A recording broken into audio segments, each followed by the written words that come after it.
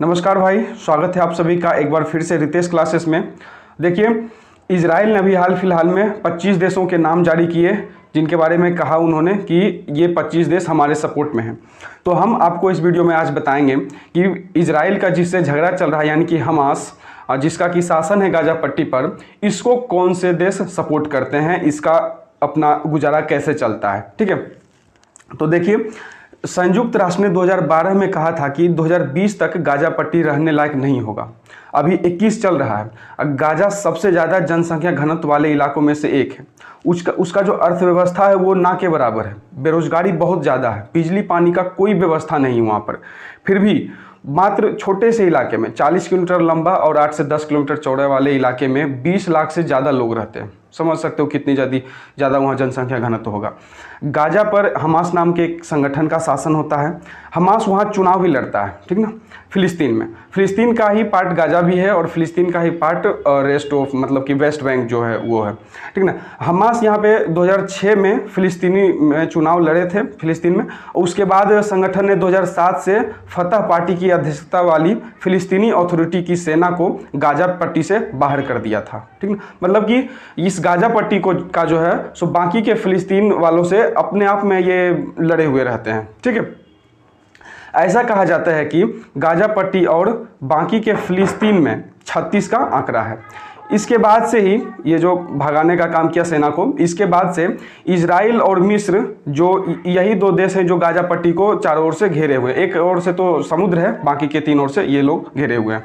Israel और मिस्र, इन्होंने गाजा की नाकाबंदी कर दी। दोनों देश ने गाजा पट्टी से सामान और लोगों के आने जाने पर प्रतिबंध लगा रखा है। गाजा पट्टी अभी के डेट में बहुत ही मुश्किल सिचुएशन से गुजर रहा है, आपको भी पता होगा। United nation relief and work agency के मुताबिक गाजा में रहने की परिस्थितियां बेहद खराब है। 95% आबादी के पास पीने के पानी तक नहीं है, लाइक पानी। वर्ल्ड बैंक के आंकड़ों के अनुसार दुनिया के सबसे ज़्यादा बेरोजगारी दर वाले इलाकों में गाजा भी शामिल है। संयुक्त राष्ट्र का अनुमान है कि लगभग 80% आबादी जिंदा रहने और बुनियादी सुविधाओं के लिए अंतर्राष्ट्रीय मदद पर निर्भर है, ठीक है। हमास को मदद कौन कर रहा है, ये देखिए। हमास को अमेरिका, यूके, यूरोपियन यूनियन समेत कई देश आतंकी संगठन मानते हैं, ठीक है। इसलिए सीधे उसे वित्तीय और मानवीय सहायता नहीं देते हैं। ज़्यादातर देश UNRWA के जरिए गाजा तक मदद पहुंचाते हैं।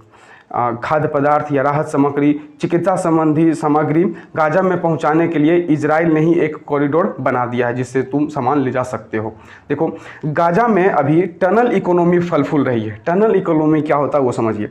गाजा में मिस्र से गैरकानूनी तरीके से सामान लाने के लिए हजारों टनल बनाई गई है और उसी के द्वारा थोड़ा मोड़ा उनका कारोबार हो रहा है, जिस तरह से थोड़ा सा उनका प्रोग्रेस हो रहा है।